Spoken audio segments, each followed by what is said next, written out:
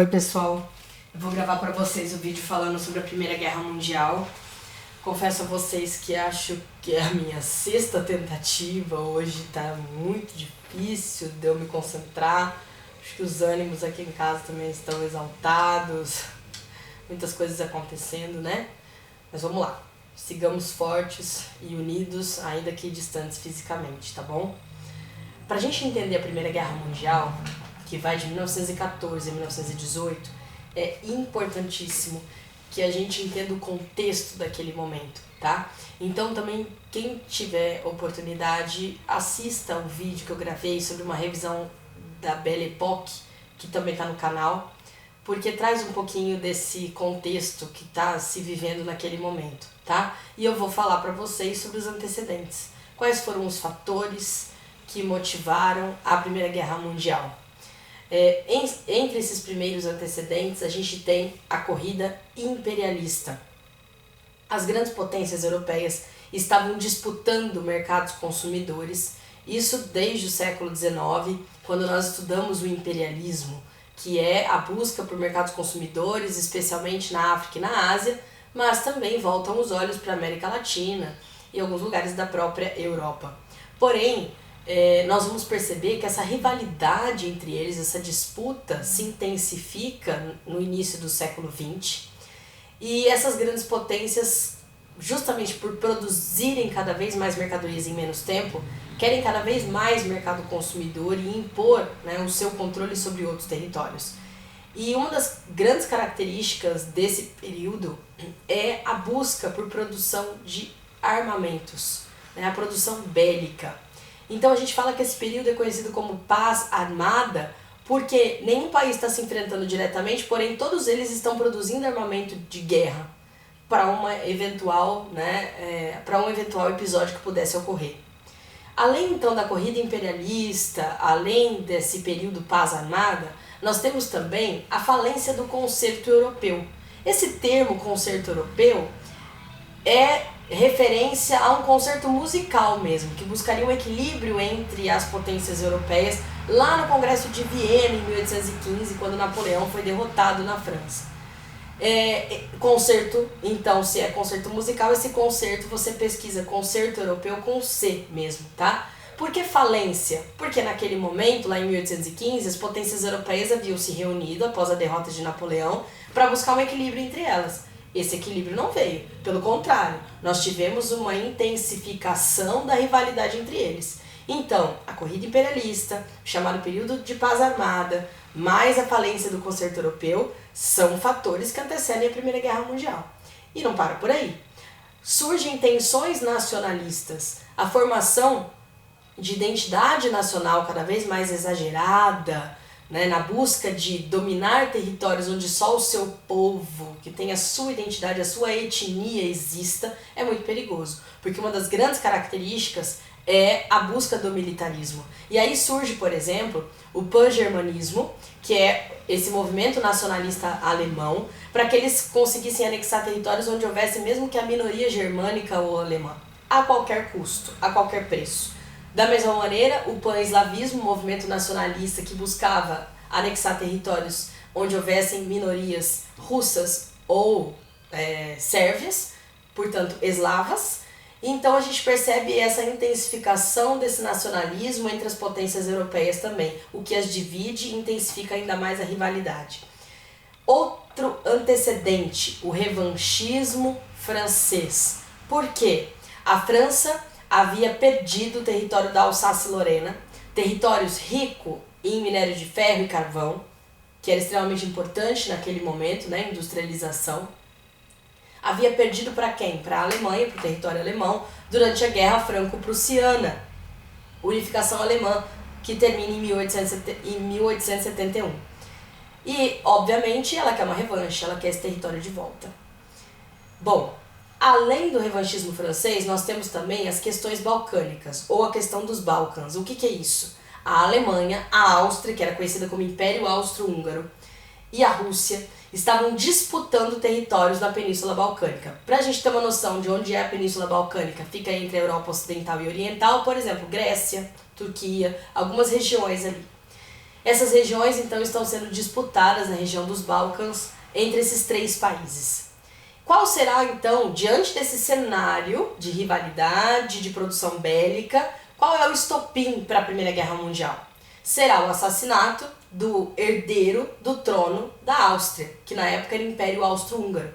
O arquiduque Francisco Ferdinando, ou Franz Ferdinand, como a gente vai encontrar nos textos, será assassinado na Bósnia. A Áustria domina o território da Bósnia, que fica na Península Balcânica, e o arquiduque Francisco Ferdinando vai com sua esposa para desfilar em Sarajevo, na Bósnia, para mostrar que eles estão dominando o território. Só que Francisco Ferdinando será assassinado por um estudante russo, Gavrilo Philipp, que pertencia a uma unidade chamada Mão Negra, unidade de morte, que era, podemos dizer que, uma unidade terrorista. E essa unidade, tanto sérvia quanto russa. Por que isso é a eclosão de uma Primeira Guerra Mundial? Porque a Áustria vai declarar guerra à Sérvia e nós já tínhamos blocos políticos, econômicos unidos que dividiam o mundo naquele momento. De um lado nós tínhamos a Tríplice Aliança, que unia a Alemanha, Áustria e Itália, apoiada por alguns outros países, como a Turquia, a Bulgária, né, e outros, e a Tríplice Entente, que unia a França, a Inglaterra e a Rússia, apoiados pelos sérvios, por exemplo, tá? Assim como belgas e romenos. Portanto, nós tínhamos um mundo dividido. Seria legal vocês irem anotando, porque eu acho que fica mais fácil. Quem é a Tríplice Aliança, quem é a Tríplice Entente. A Rússia está do lado da Tríplice Entente. A Áustria, Império Austro-Húngaro, do lado da Tríplice Aliança. Então, quando a Áustria declara guerra à Sérvia, que está do lado da Rússia, esses dois blocos vão se enfrentar. Inaugura-se ali a Primeira Guerra Mundial, em junho de 1914. Bom, nós temos uma Primeira Guerra dividida em 3 fases, o que é extremamente importante para nós. A primeira fase, conhecida como uma guerra de movimento, tá? Que é o avanço alemão, que vai ali de 1914 a 1916, podemos dizer assim. Esse avanço alemão, especialmente sobre o território francês, mas que vai ser impedido de atravessar a França graças à organização militar francesa na Batalha do Marne, que impede então o avanço dos alemães, embora eles estejam, né, caminhando. Então é uma guerra de movimento. Porém, a guerra se intensifica a partir de 1916, que inaugura a segunda fase, porque vai ser uma guerra de trincheiras. Justamente para impedir o avanço das tropas de ambos os lados, da Tríplice Aliança e da Tríplice Entente, eles começam a construir trincheiras onde, né, cavavam buracos na terra que cabiam vários soldados para impedir o avanço das tropas de ambos os lados.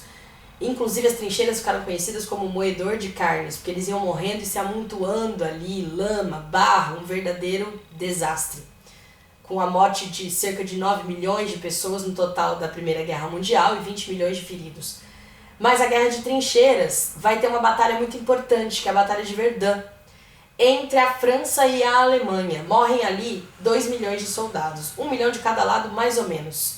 Não conseguíamos vislumbrar ali nenhum vencedor até aquele momento. Enquanto na parte oriental estava também, né, tendo guerra entre Rússia, Alemanha, França. Porém, a gente não tem grandes avanços por conta dessa guerra de trincheiras. Acontece que em 1917 nós temos 2 acontecimentos que mudam os rumos da Primeira Guerra e fazem com que essa guerra volte a ter movimento e a participação de outros países que até então não tinham se envolvido no conflito. É a partir dessa terceira fase, nessa Primeira Guerra Mundial, 1917, esse ano é emblemático, a gente tem que guardar essa data, porque a gente tem a saída da Rússia, porque ela se envolve na Revolução Russa, uma revolução interna contra o czarismo, que nós vamos estudar num outro momento. Então ela não tinha condições de permanecer na Primeira Guerra. A Rússia então assina um acordo com a Alemanha de não agressão mútua, que seria o Tratado de Brest-Litovsk, saindo da Primeira Guerra Mundial. E ao mesmo tempo nós temos a entrada dos Estados Unidos da América, por duas razões. Primeiro, porque essa Primeira Guerra é uma guerra que está usando tanques de guerra, aviões e submarinos. E os submarinos alemães passaram a afundar os navios que vinham carregados de outros países para levar alimento para a Entente, tá? Que era França, Inglaterra, até então Rússia, quando a Rússia sai. Bom, os Estados Unidos tiveram alguns de seus navios afundados por esses submarinos, mas a peça-chave que decidiu de fato a entrada dos Estados Unidos na guerra foi o telegrama Zimmermann. Zimmermann era o ministro das Relações Exteriores alemão e enviou um telegrama para o México pedindo ajuda do México para invadir o território norte-americano. Só que esse telegrama foi interceptado pelos norte-americanos, que descobriram de todos os planos e decidiram entrar definitivamente na guerra. Por que definitivamente? Porque eles já participavam dessa Primeira Guerra Mundial de maneira indireta, fazendo empréstimos para os países envolvidos na guerra. Tanto que os Estados Unidos saem dessa Primeira Guerra Mundial como credores, que iriam receber muito dinheiro dos países europeus quando se reconstruíssem economicamente. Bom, a entrada dos Estados Unidos em 1917 e a saída da Rússia determinam essa Primeira Guerra Mundial.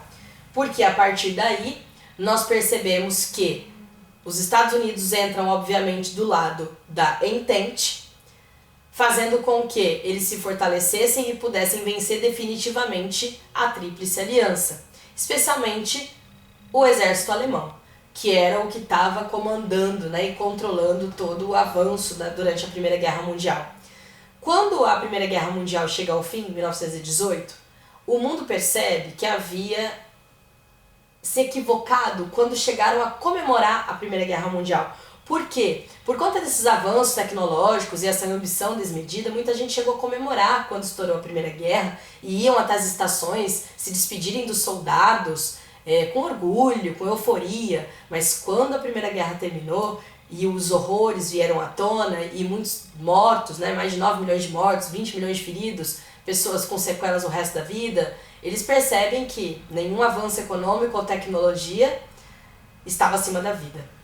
Teria valido a pena. E aí nós temos alguns pontos importantes. Quando termina, então, definitivamente a Primeira Guerra Mundial em 1918, o presidente dos Estados Unidos, Woodrow Wilson, lança algumas medidas que ficaram conhecidas como 14 pontos de Wilson, que deveriam ser tomadas para tentar minimizar os efeitos dessa guerra. No entanto, isso acabou não tendo muita repercussão.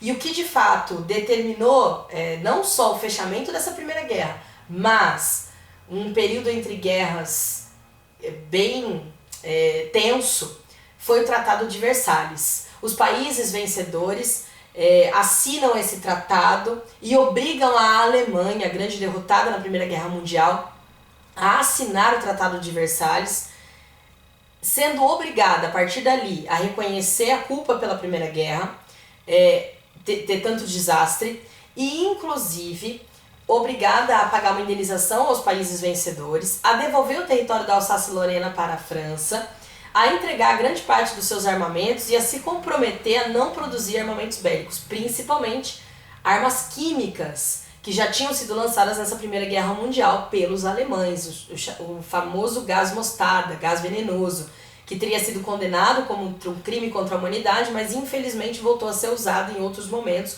como na Segunda Guerra Mundial, na Guerra do Vietnã, infelizmente, tá? O Tratado de Versalhes foi considerado pelos alemães uma grande humilhação e vai ser uma das razões depois que a gente vai estudar para a eclosão da Segunda Guerra Mundial. Mas nós temos também nesse final da Primeira Guerra a formação da Liga das Nações, que seria um protótipo, um projeto do que hoje é a ONU, a Organização das Nações Unidas. No final da Primeira Guerra, acreditava-se que era preciso a união dos países para que a gente evitasse novos conflitos diante daquela realidade catastrófica. Formam-se então a Liga das Nações, só que o próprio presidente norte-americano que havia dado a ideia vai ser obrigado a se isolar e manter uma política neutra e não participar da Liga das Nações, porque os senadores norte-americanos não acham que seja ideal, porque os Estados Unidos, na verdade, têm a ideia de uma política mais agressiva, comercialmente falando. Então não fazia parte da ideia deles participar de um movimento pacífico, né? De uma organização pacífica como a Liga das Nações. Então ela acaba não funcionando muito bem. Um outro ponto interessante da gente comentar, é claro que tem muita coisa, né, que a gente pode pesquisar além, porque a Primeira Guerra tem muitos episódios interessantes no sentido de entender o que aconteceu, não que tenha sido bom, tá? Nenhuma guerra nunca vai ser boa, ninguém nunca... Na verdade, a gente fala que houveram vencedores, mas numa guerra eu não acredito que hajam vencedores, a não ser a morte. Né? A gente falou disso, inclusive, aparece isso no livro A Menina que Roubava Livros, que no contexto da Segunda Guerra Mundial, né? Bom, eu acho interessante vocês pesquisarem a participação do Brasil, porque o Brasil teve alguns navios que levavam mantimentos para a Tríplice Entente afundados pelos submarinos alemães, e aí entra na Primeira Guerra Mundial. Só que a nossa participação ela é vexatória, ela é vergonhosa. Por quê? Nós ficamos ali no mar Mediterrâneo, a nossa tarefa era impedir o avanço dos submarinos alemães, dos alemães, só que quando eles perceberam uma movimentação na água, os brasileiros se assustaram e imediatamente começam a atirar. E não era nenhum submarino alemão, eram as focas, eram as doninhas, e nós matamos quase todas as focas do Mediterrâneo, foi vergonhoso, né? Essa é a nossa participação na Primeira Guerra Mundial. Pesquisem Batalha das Doninhas que vocês vão ver, né? É realmente assim, inacreditável a nossa participação naquele momento, tá? Eu procurei colocar então os antecedentes, peço que vocês anotem os antecedentes, que vocês consigam colocar também essas primeira, segunda e terceira fase, o que decidiu a passagem de uma para a outra, e principalmente o ano de 1917, que é decisivo com a saída da Rússia e a entrada dos Estados Unidos no conflito da Primeira Guerra Mundial, tá? Peço que vocês leiam o capítulo com calma, porque eu sei que só um vídeo não é suficiente, mas espero que tenha esclarecido um pouco, de maneira geral, pelo menos, como isso aconteceu, tá? Quais foram os fatores que levaram a ocorrer, o que acontece durante a Primeira Guerra. E aí vocês podem fazer também pesquisas, tem muitos filmes interessantes, alguns documentários que podem complementar o estudo sempre. E estarei disponível no Classroom para poder tirar dúvida de vocês, tá? Um beijo, fiquem com Deus e que a gente possa ir se falando.